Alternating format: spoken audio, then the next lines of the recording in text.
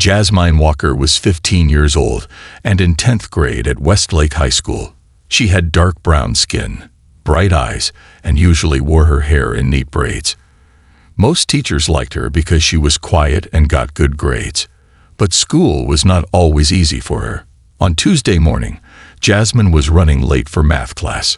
She had spent her lunch break in the library finishing homework for her English class.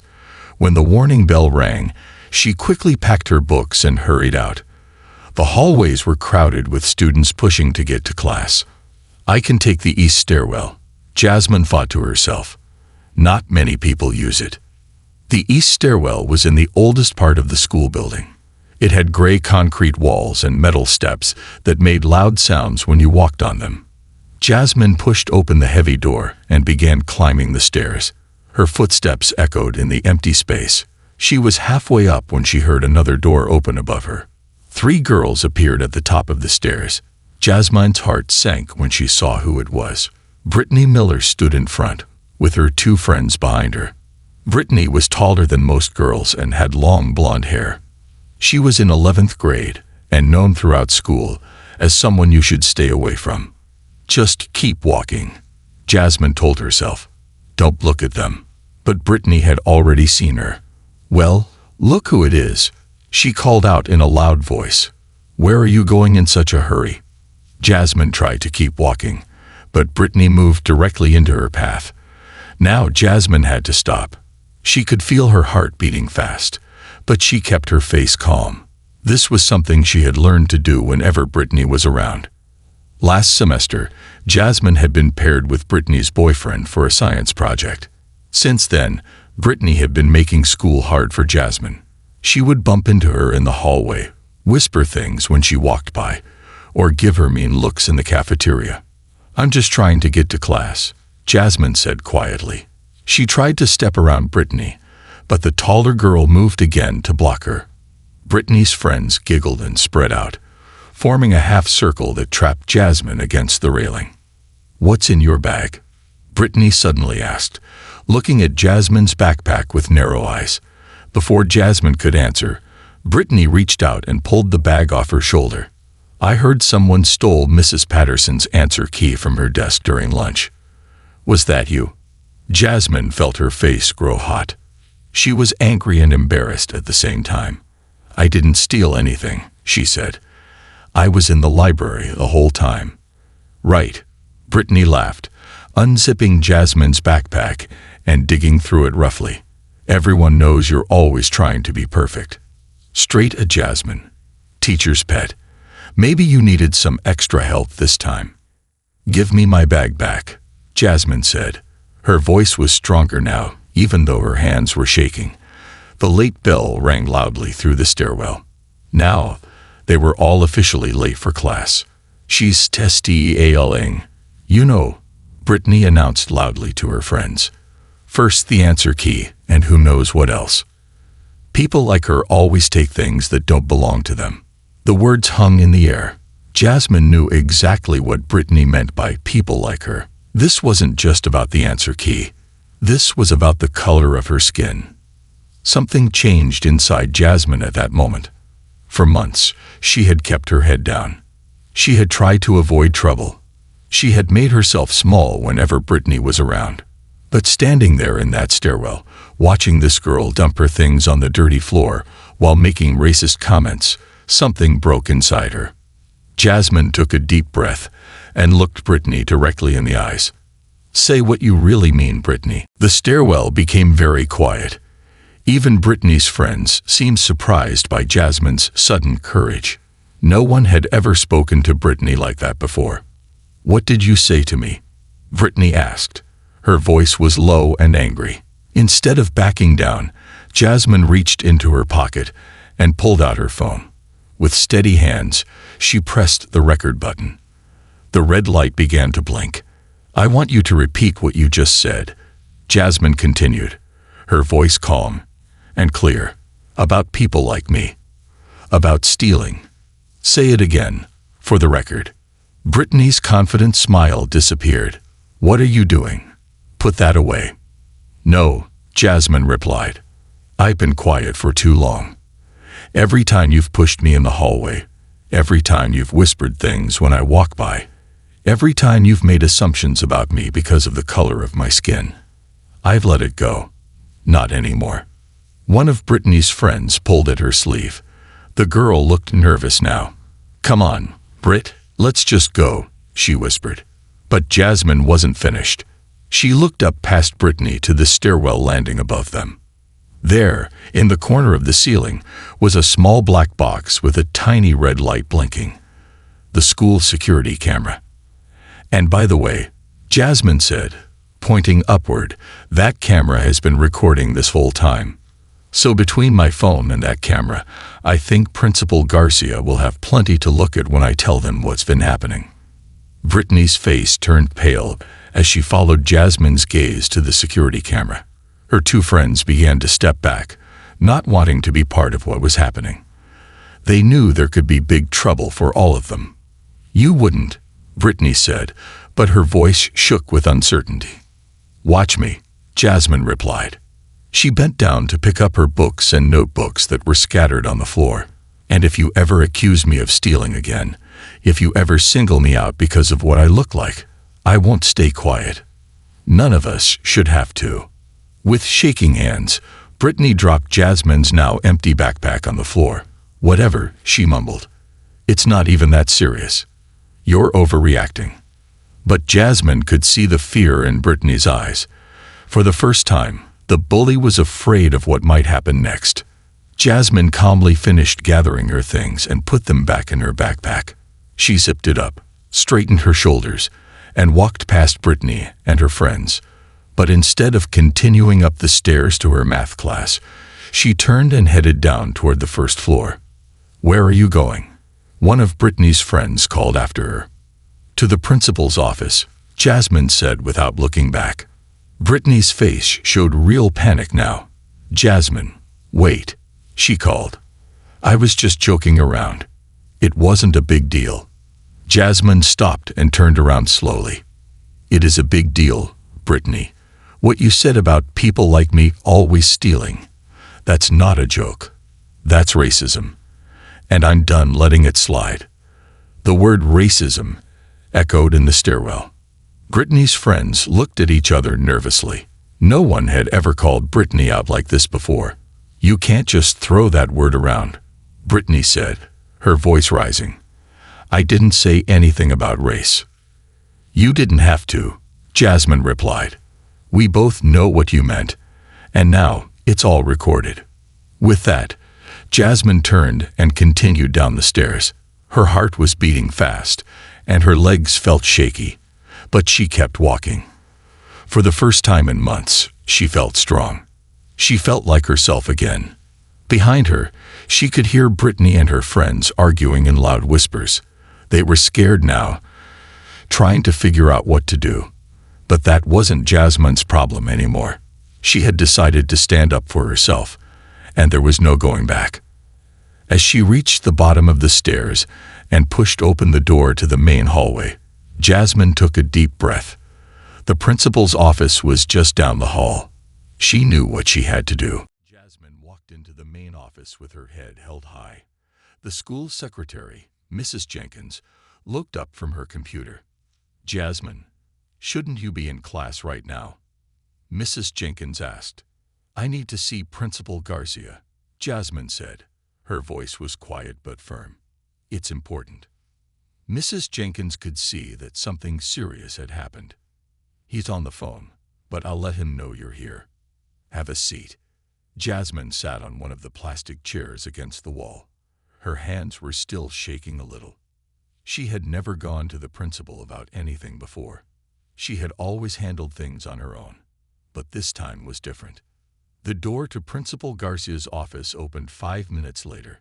He was a tall man with kind eyes and gray hair at his temples. Jasmine, come on in, he said, holding the door open for her. Inside his office, Jasmine sat in the chair across from his desk. Principal Garcia sat down and folded his hands.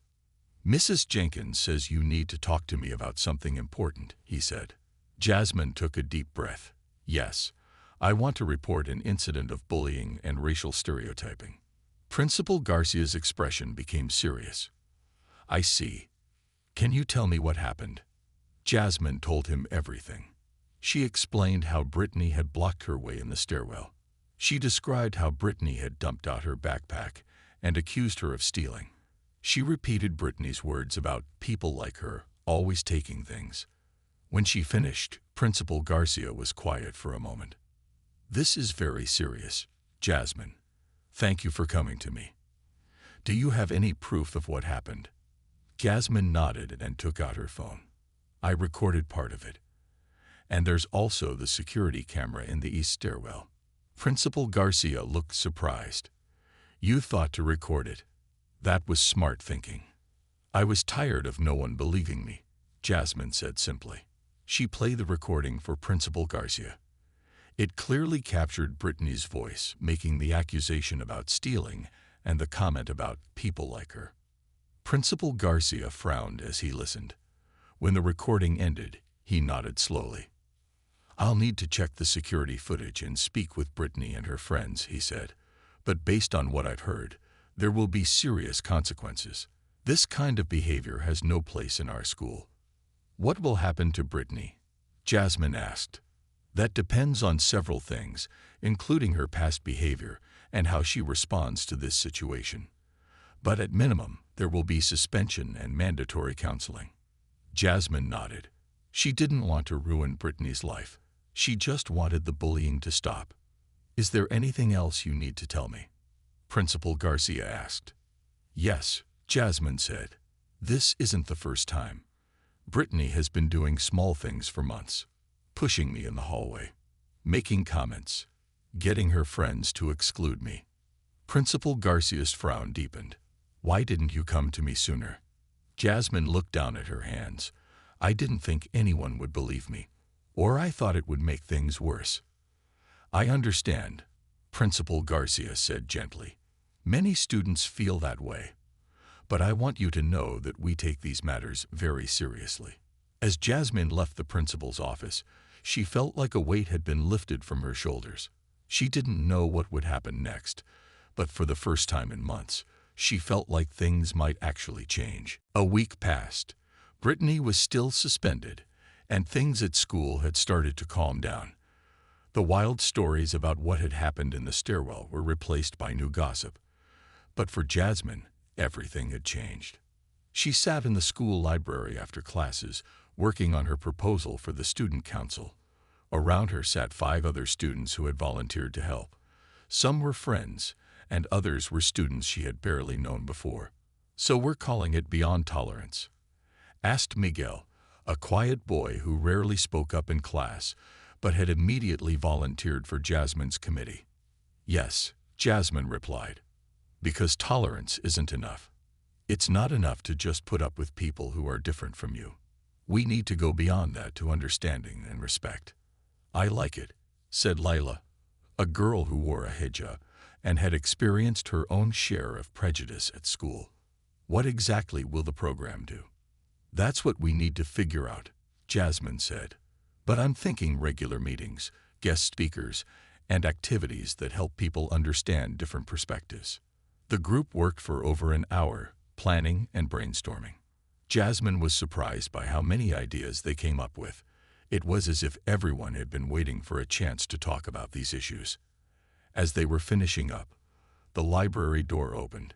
Jasmine looked up to see Mr. Chen, the faculty advisor for the student council, walking toward their table. Behind him was Principal Garcia. How's it going here? Principal Garcia asked, looking at the papers spread across the table. Really well, Jasmine said. We have a basic outline for the program and some ideas for activities. Mr. Chen picked up one of the papers. This is impressive work, he said after reading it. The student council meeting is tomorrow after school. We'd like you to present your proposal then. Jasmine felt a flutter of nervousness. All of us, she asked, looking around at her committee. If everyone wants to come, that would be great, Mr. Chen said. But you should be the one to lead the presentation. Jasmine, this was your idea. That night, Jasmine worked on her presentation.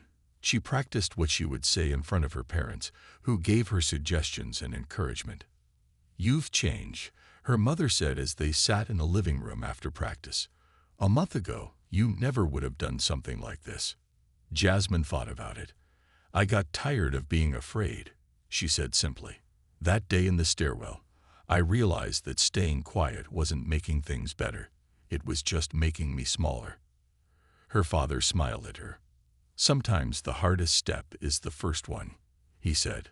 "I'm proud of you for taking it." The next day, Jasmine stood in front of the student council. Her committee sat in the front row, giving her encouraging smiles. She took a deep breath and began to speak. "My name is Jasmine Walker.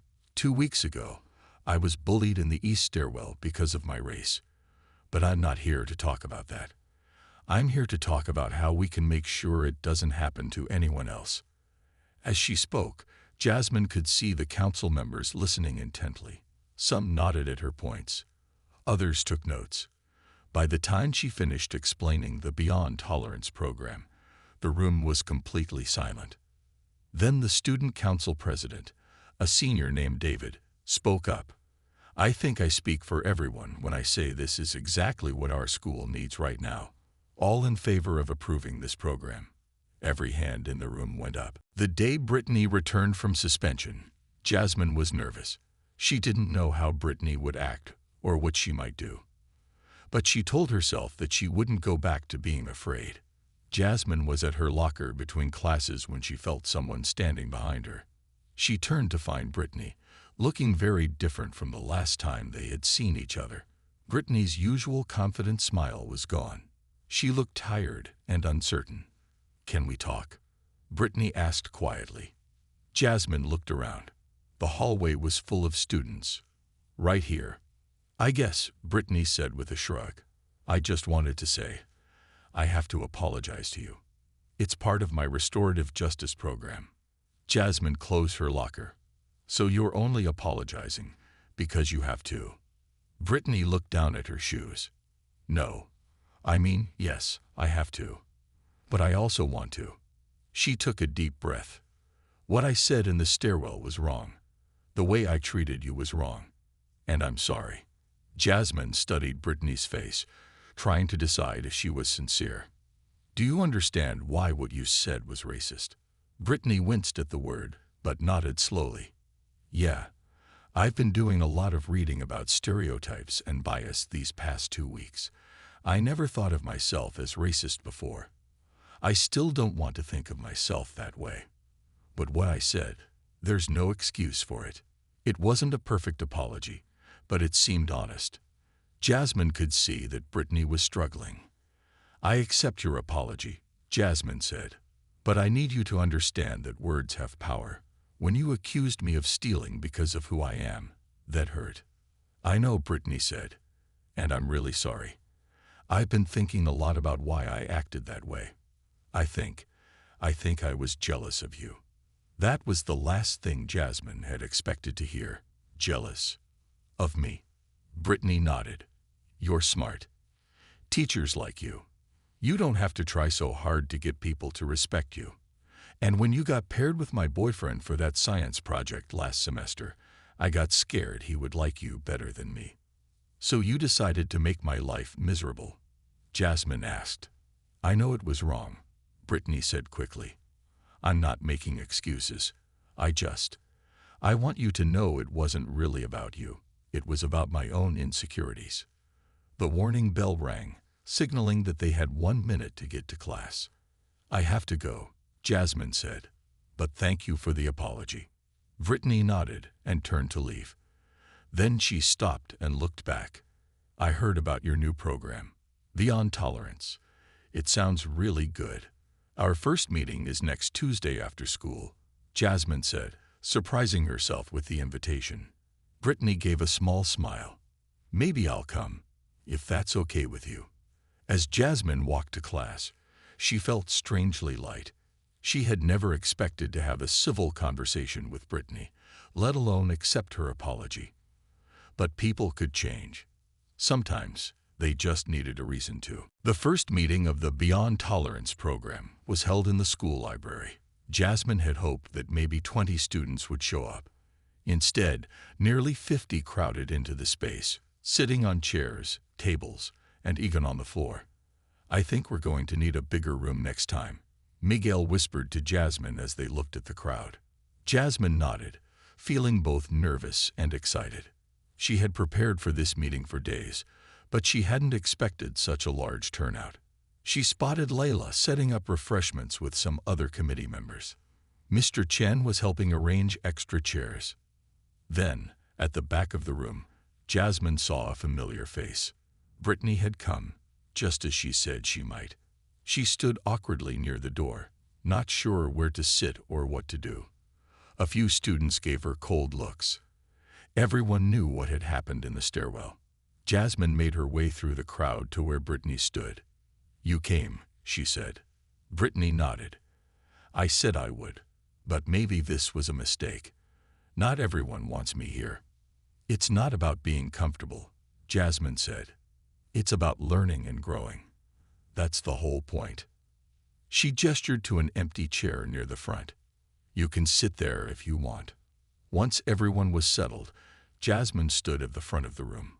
Her legs felt shaky, but her voice was strong. "Thank you all for coming," she began. "We started Beyond Tolerance because we believe that our school can be better. We can be a place where everyone feels respected and valued, no matter who they are or where they come from." She explained the goals of the program and the activities they had planned.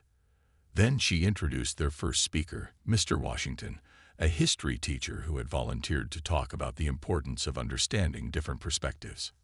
As Mr. Washington spoke, Jasmine looked around the room. Students were listening carefully. Some were taking notes. Others nodded in agreement at certain points. Even Brittany was paying close attention. After the presentation, they broke into small groups to discuss what they had heard.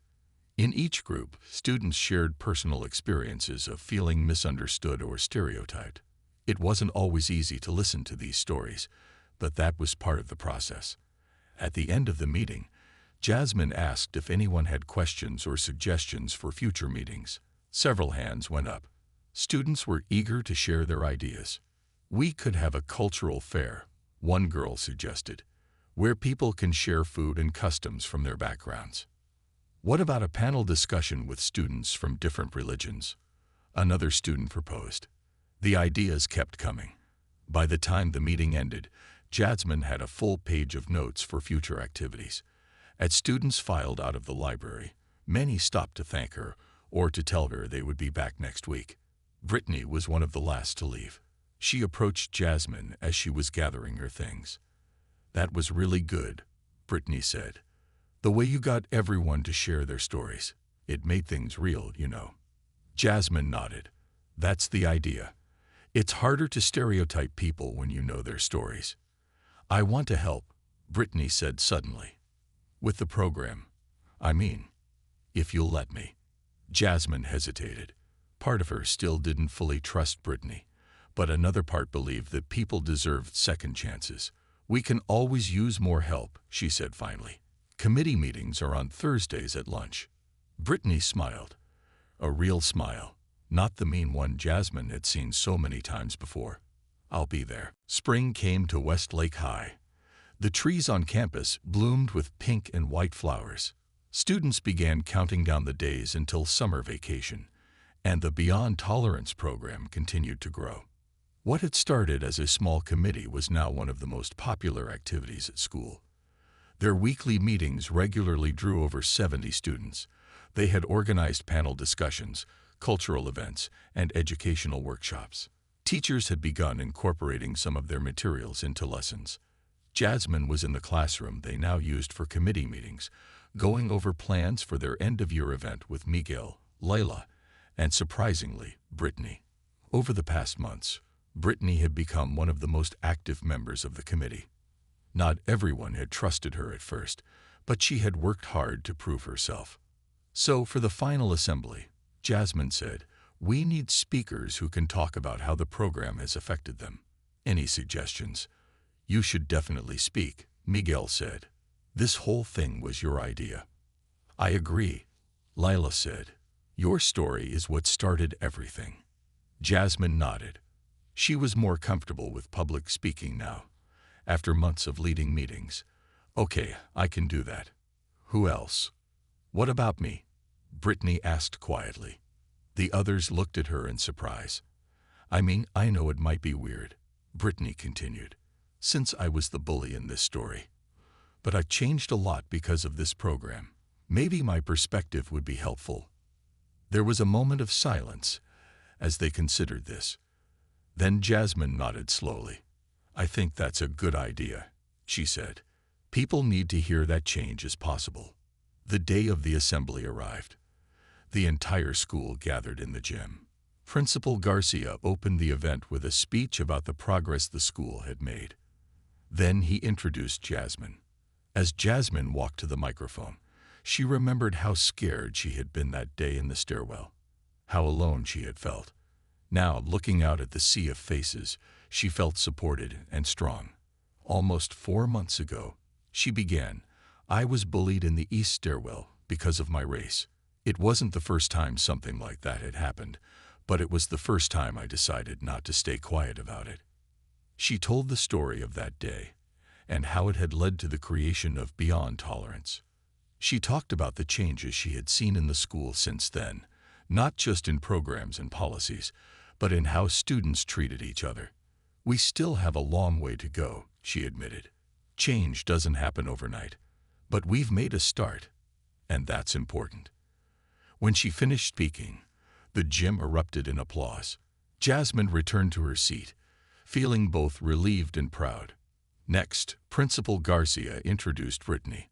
There were a few whispers as she walked to the microphone. Everyone knew her role in the story Jasmine had just told. Brittany looked nervous as she adjusted the microphone. Hi, she said. Most of you know me, and most of you probably think you know what kind of person I am. For a long time, I thought I knew too, but I was wrong. She took a deep breath. 4 months ago, I bullied Jasmine Walker in the East stairwell. I accused her of stealing, and I made comments about people like her. I was racist, even though I didn't want to admit it at the time. The gym was completely silent now. No one had expected this level of honesty. Being part of this program has taught me to look at myself honestly, Brittany continued, to recognize my biases and work to change them. It hasn't been easy.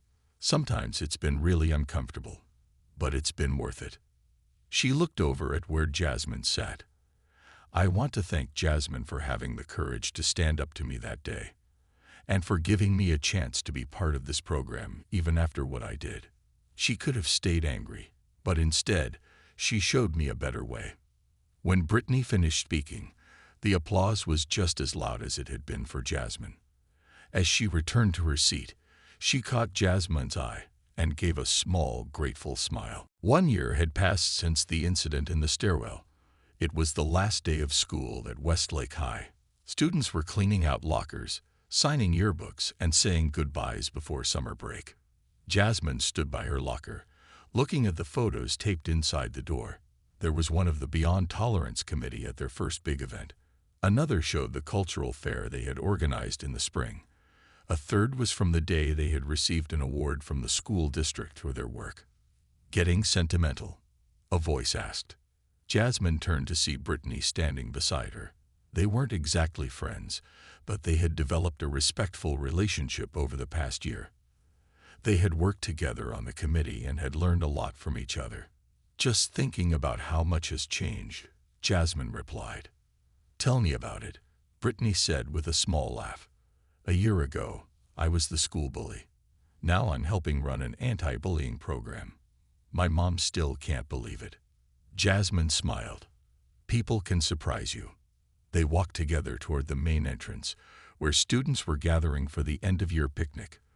The hallway was crowded and noisy, filled with excited teenagers ready for summer. Have you heard about next year?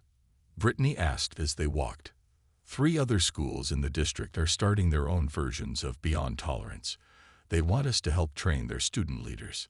Principal Garcia mentioned that. Jasmine said, It's amazing to think that what started in that stairwell could spread to other schools. They reached the East stairwell. the place where everything had begun. Without discussing it, both girls stopped and looked at the doorway. "I've avoided this stairwell all year," Brittany admitted. "Me too," Jasmine said. "Too many bad memories." Brittany was quiet for a moment. Then she said, "Maybe we should go in, just to see it again, to show ourselves that it's just a stairwell now, not some big symbolic place." Jasmine considered this, then nodded. "You're right." They pushed open the heavy door and stepped inside. The stairwell looked exactly the same. Gray concrete walls, metal steps, security camera in the corner. But it felt different now. It was just a space, not a place of fear. "It seems smaller," Brittany said, looking around. "Yeah," Jasmine agreed. "It does." They stood there for a moment, both lost in their own thoughts. Then Jasmine spoke. "You know, as bad as that day was, I'm not sorry it happened. Look at all the good that came from it. Not just for us, but for the whole school." Brittany nodded slowly. "I think about that a lot.